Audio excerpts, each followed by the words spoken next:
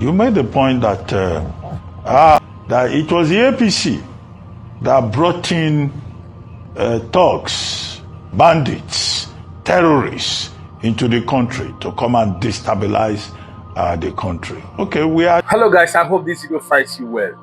Guys, we are about to watch a video of an APC Chieftain sat on Arise TV, told the whole world with his mouth, not allegedly, told the world with his mouth how they imported bandits, foreigners to Nigeria because of election. And he went out to say after the election, he became a Binance. I didn't say PDP Chieftain. I didn't say Labour Party Chieftain. APC Chieftain. Now, when you listen to this, but you will not believe some of us that be accusing APC that APC is a terrorist party. Before watch this video, please like it and make sure you share. Try the whole world can see this video. Now we are going to watch that video. Before we watch that, I want to show you Aisha Yusuf reaction to what is happening in Nigeria now. A judgment was passed yesterday. The professor that rigged Akpabio to power. That professor, what's it called? High Court sentenced him to prison. He went to appeal, you know, upheld it, sentenced him to prison. He's in prison I speak to you, but guess what? The Akpabio that he rigged to power is the one presiding over your affairs, over the affairs of the nation. He's the one presiding, making laws that affect your life, affect your children unborn. Now, Aisha Yusuf had done justice to this. Please, let's listen to Aisha Yusuf. Immediately after Aisha Yusuf finished talking this short clip, you're going to listen to the APC Chieftain confessing on Arise TV. I beg, if you're going to be a enemy of Nigeria, share this video until let your world see this video. Please. Thank you and God bless you. Hello, everyone. I look crazy, I do feel crazy. I'm about to go to the gym and I saw this, news and I'm like, okay, I need to talk about it.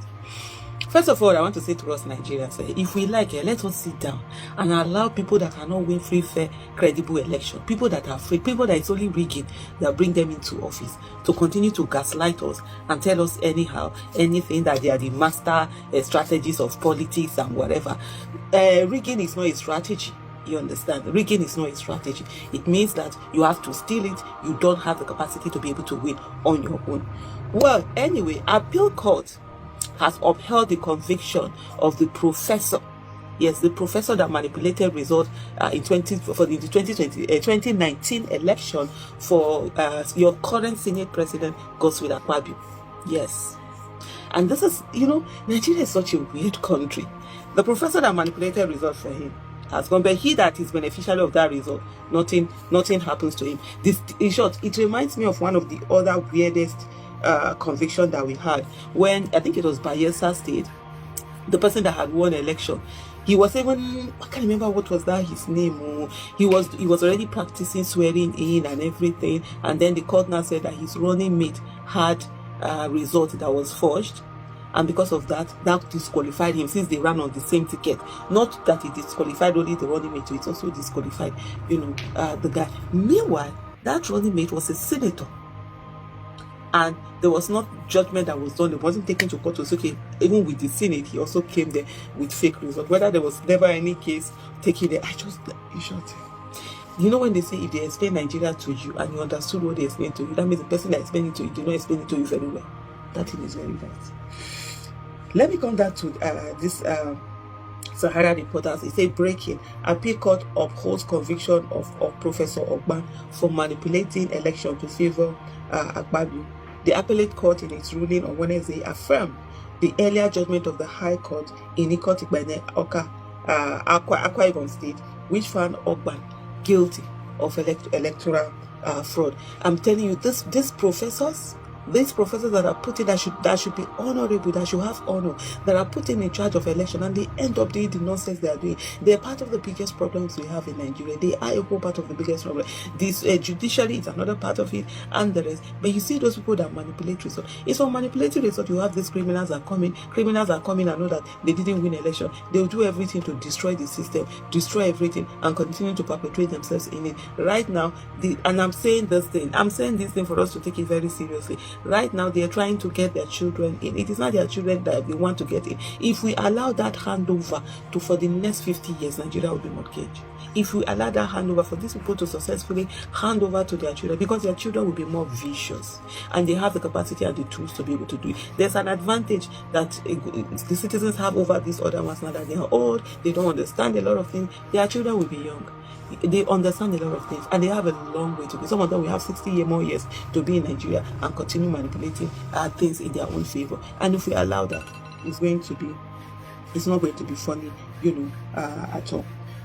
The Court of Appeal sitting in Calabar Cross River has upheld the conviction and 3-year prison sentence of Professor Peter Ogban for manipulating and announcing falsified results in 2019 Akwa Ibom Northwest Senatorial District, which favored Senate President Godswill Akpabio.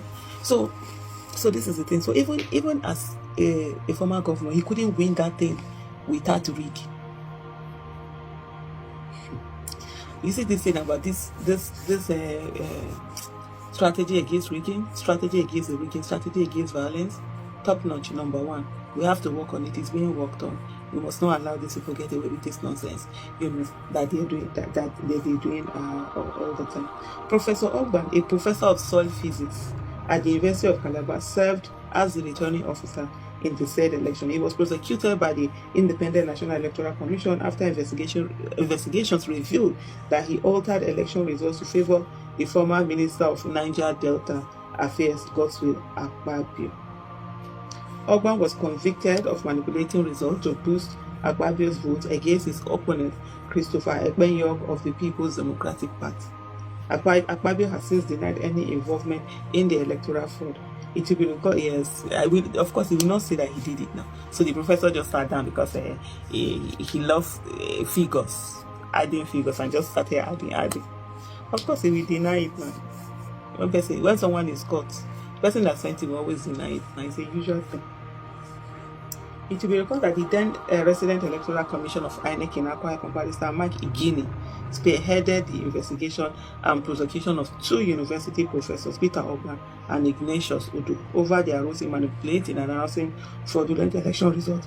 The conviction of Professor Ogban by the High Court was one of the landmark outcomes of those efforts, now affirmed by the Court of Appeal. And then you wonder, someone like Igini in a system where the right thing is wanted, he's the kind of person that you want to head INEC, because this is someone who has shown that he's not going to be part of any shenanigans that are being done. But guess what? People who are afraid of election, people who have nothing other than violence and rigging, of course, will not want him to be in there.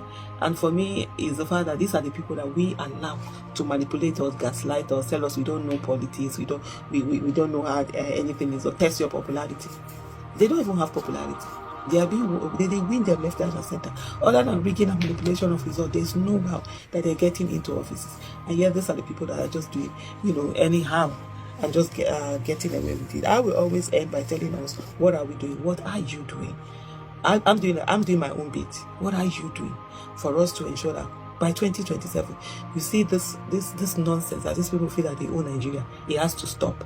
We might not get it all right in 2027, but it has to be the beginning of people taking back their power. Political power is where the power is. Every other thing, we're just joking.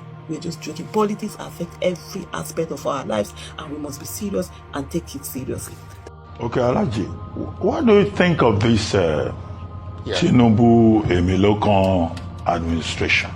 In 2015, you made the point that, or was it in 2018? You said in 2015 that it was the APC that brought in thugs, bandits, terrorists into the country to come and destabilize the country. Okay, we had 8 years of President Buhari. In fact, under President Buhari, they were giving these militants and bandits Ashwebi, they were rehabilitating them, they were giving them jollof rice and pepper soup. And now President Tinubu has taken over since 2023. Do you still hold the belief that the APC is a party of persons who just recruit mercenaries from the Sahel region to come and destabilize Nigeria, or you have changed your view?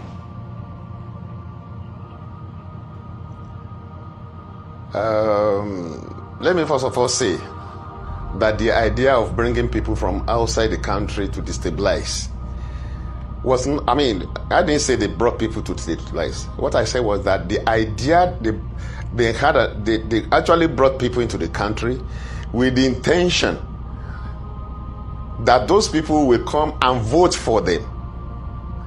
I think you understand? And they never realized, they never knew, they were never convinced that they were going to win that election, because PDP was very, very strong on ground.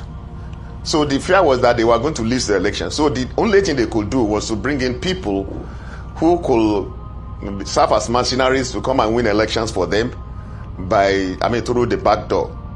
But when the new PDP came on board and joined them and form the APC and won the election, they didn't know what to do with those people. And in the process, those people became uncontrollable. I mean, many people have spoken about that. You've mentioned a name now, although I hate to mention names. You've mentioned a name now. You've mentioned El-Rufai. I mean, he talked about them.